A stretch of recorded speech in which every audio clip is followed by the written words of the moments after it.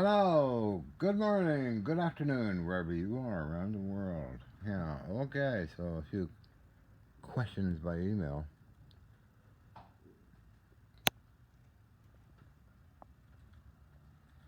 Okay, so yeah, I was a guest of Dr. Peter kokoshinegg in Austria. I have a letter expressing that. I did spend good time in Austria with Dr. Peter kokoshinegg and his science in his laboratory. I met also a student from DESY who wrote up a report on his theoretical ideas and what was going on with what I was doing, called the H effect, blah, blah, blah. Okay, so I have that report here somewhere. I put it somewhere. And Peter and I would talk about different things, atomic physics and that kind of stuff. And he passed away, when was that? 1993. His wife, Dr. Margarita kokoshinegg, gave me his two favorite devices, which I have here, and they still work. One's a very long tube cosmic ray detector, and the other's an unknown detector of some kind, and they work. I mean, I haven't, the unknown tube, I have no idea what it would pick up. Okay. I applied power 18 volts direct current to it, and through an audio amplifier I made a power unit for it, which is around the corner here. I probably showed it a few times already. In the right EVO. Here's the chief of Star Wars officer. He got a picture of us in the video of us with this thing when I finished building it. Okay, what is it? It's referred to as a nuclear energy source. Okay. Uses ordinary uranium stuff you can buy on eBay and that kind of thing, and it's been the debate and very fascinated by. Before I met Peter, by Dr. Harold Wilson of DRE, Defense Region Established Pacific. He and Dr. Kuhn argued over this system, saying, well, John gets these atoms out and it forms in the electrostatic fields and the high voltage fields and this kind of thing, and Dr. Kuhn said, no, I don't think so. You know, it was a very interesting argument, sort of friendly argument. Now, oddly, I got inspired to build a long time ago in the 70s a holder for this radioactive source, which was a round ball, got from a valve company. It had a window in it that I could adjust it. It had a coil on it, had different arrangements, high frequency stuff, high voltage stuff onto it. And nobody really ever mentions that when they come visit or talk about stuff. Oh, he uses 3 Tesla coils. Yeah, right, buddy. Yeah, sure, okay. They sometimes refer to electrostatic generator, but oh, well, that's nice. I'm not going to argue over it. You know, whatever they think, whatever they think. I'm not a scientist or physicist, okay? Oh, wow. So I rebuilt it here. To what I remember, added magnetic field structures to it, as well as the RF input, like a gyrotron tube system and a Electron tube system like I used to have a long time ago, and nobody paid attention to it, you know. So there's a coil down there, and I'm going to finish this off sometime too. And put it into the energy field. It's on wheels, by the way, and there's a power supply for it down there. Still got to build some components. What do we got here? Oh, okay, I know what that is. Some components for it. You can see there's various cables that go in the end. There's a variable pulse magnetic field. This big centerpiece here. It's in 2 pieces and it takes power, okay? Kind of like what I used to have with my traveling wave tube devices. Not with the tube, but with the outer core. I could adjust it to go in. So the electrostatics accumulate on these parts here.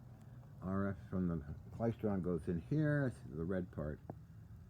Other like gyrotron tubes and that kind of stuff. Then I will move it over this area towards the ever famous snapping spark gap, which people do talk about. That'll be reactivated. I got huge capacitors where all those balls are. Those are attached to the positive side of capacitors. I got this big capacitor here. So I got lots to make a lot of snapping gaps. Noise. That's another thing I gotta build, a spark gap. I haven't really done much. Except other stuff like radio work and laser work and other things. So that's gonna be reconstructed over there. This down here is a giant magnet out of a cyclotron part. That's 1,000 pounds, and that'll be activated as well. So I'll be doing that and doing electrostatics, and of course RF. Other thing I want to add is my disruptive discharge transformer system. So anyway, while I was in Germany, Gottfried Hilscher was a journalist connected to DESY, okay, particle physics and all that, and I got to read the classified stuff called the red booklets. There were maybe 11, well, ordinary with, what, 11, 12 by 8 or something, like many different booklets on different subatomic stuff they've been doing. That was very enjoyable. My stuff was subjected to the Max Planck Institute, where they analyzed the metal samples. I got all those reports too. Roman Brito was involved. He helped set up everything and introduced me. So, very interesting. I've just recently been studying up a little bit on particle physics. Like, neutrinos, come on. Carbon tetrachloride in a big tank a mile deep in the earth as a detector. That's kind of cool because it's a very heavy substance, carbon tet. Used in dry cleaning a long time ago. I don't know if they still use it or not, but so reading up on that, there's at least possibly 3 neutrinos with what they call colors, as they emit light and that kind of thing during certain circumstances. Fourth one, I think, could be dark matter. They don't know yet, but again, I keep mentioning particle physics because once all of that's kind of understood, there's going to be all kinds of fantastic warp drives, anti-gravity effects, and all that kind of stuff. I guess the most advanced areas is lost out. The national labs working on it, as well as NASA's. Mark Millis is the challenge to create the warp drive. I met, and there's Dr. Frank Klaus. Now, I've got letters from these folks over the years and accumulated a huge amount of letters, which I hope Matthew will get into someday. But, yeah, so I'm interested, although, as I said, I'm not a scientist or physicist, but talking with Peter kokoshinegg was fascinating times, as well as reading the DESY documents. So, just recently been asking certain questions on the internet through chat, what do you call it, CGPT or something like that? I don't know about it. Because I was reading about yElectrons and bosons and phasers, B-A-S-E-R, coherent bosons, Dr. Yeo, and many others. So, I'm just goofing around like a lunatic scrap. I'm an overglorified scrap collector, basically, okay? So, I see everything, I know what's going on kind of thing, and I don't like talking to people about it because they've got their own mindset. And they might think I don't know what I'm talking about, but that's okay. I just go by what I feel and see. I have machine tools to build pieces and parts, right? If I see it, I don't measure it out and all that stuff. I only use measurements during critical 1/10,000th of an inch stuff, you know? You gotta use measurement equipment. So, anyway, I'm talking away now 10 minutes into it. So this little project is kind of fun. Let's get up.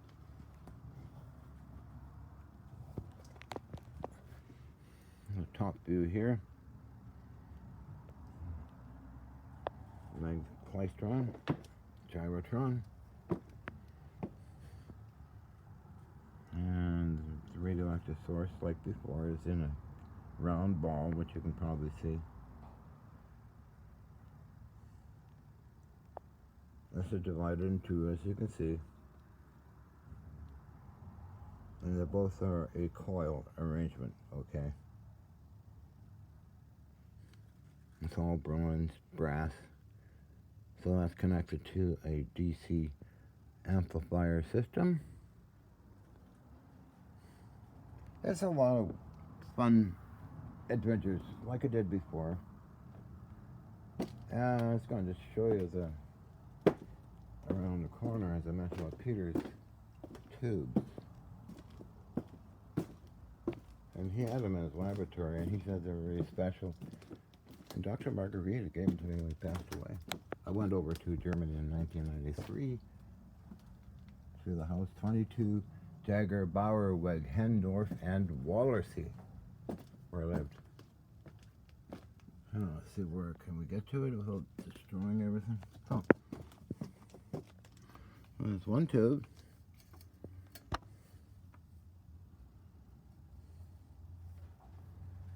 A gamma ray detection, or almost everything detection, really. Cable connected to it. The unknown one, if I can get to it.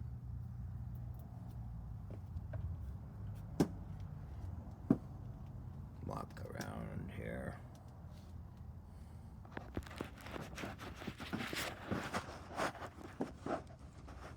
I used to monitor background radiation with a chart recorder. I feel it somewhere here. Somewhere tucked away, I'm sure. Looks like it's here. Yeah. I know I sort of had it here, but I put it in a safe location. Oh, right here. Okay. Oh, see, but it's heavy too. I'll take it out here.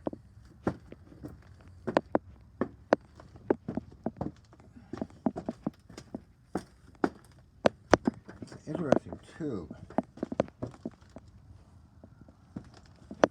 Got a chair to sit on, right?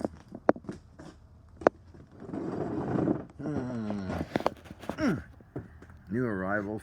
Let's see, I got this tube here.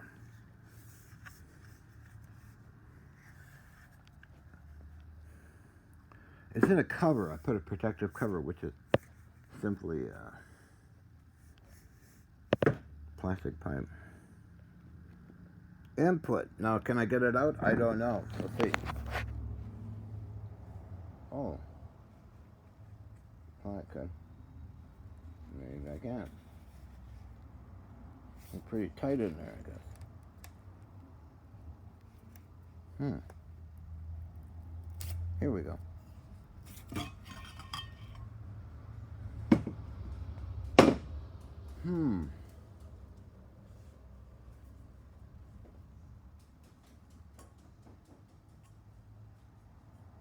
Here we are.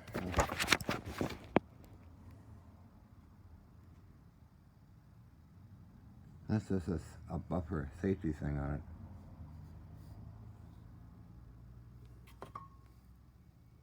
So I put it over to protect it, of course. Well, maybe somebody's into nuclear stuff.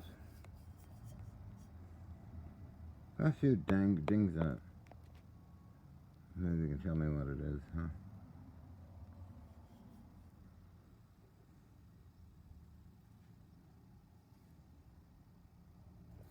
Very interesting stuff. So, that's my little story on nuclear stuff. I fully agree with Dr. Harold Wilson.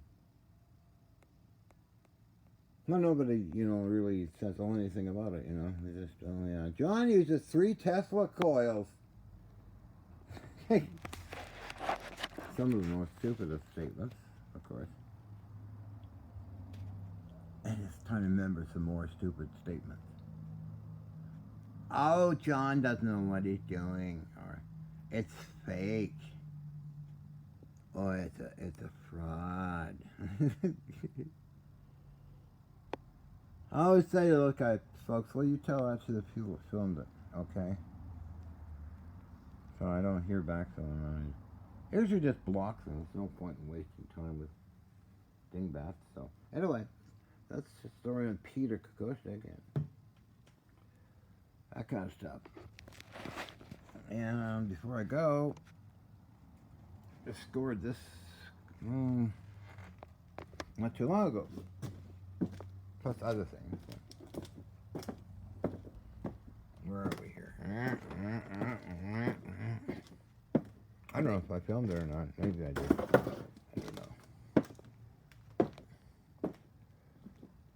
don't know. So, this is 400,000 volt operation.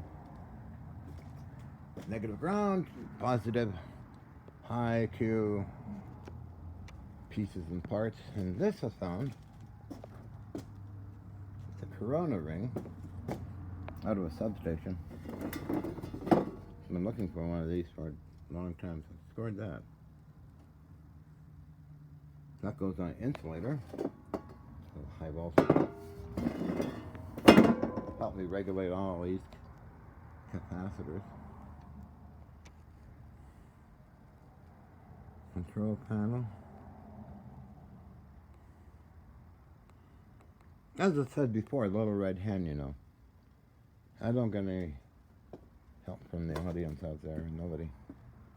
They sometimes make a claim but never come through on anything, so it's a bunch of assholes. Here's a beautiful DC high voltage, that's for electron microscope. I'll most likely be using that. And what else?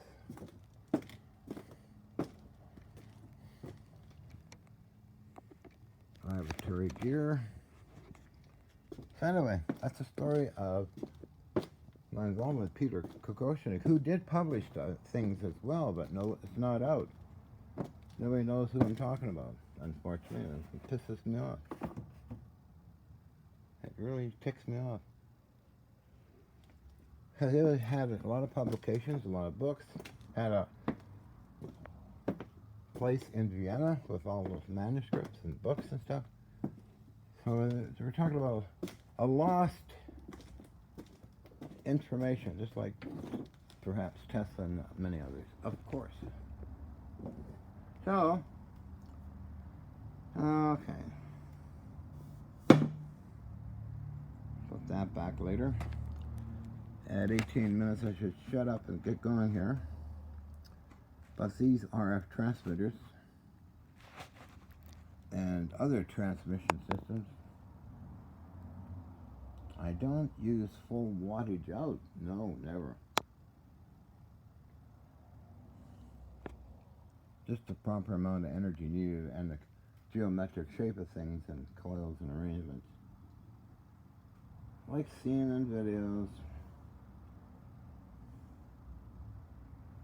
I'm just laughing at some of the characters that say I use 3 Tesla coils. I wonder where they ever got that idea from. Probably Mel Winfield or some idiot back then. Anyway, no, this is very complex. And I have schematics that were drawn up. I got pictures of those by the fellow that used to own Electric Spacecraft Journal. I met a lot of people, and they wrote up their own information, as seen in the documents. Okay. But again, thanks to Dr. Harold Wilson. and Dr. Peter kokoshinegg, Dr. Margarita. I would love to see Peter's stuff get published. Maybe someday. I don't know. We'll see. Okay, thank you. Bye.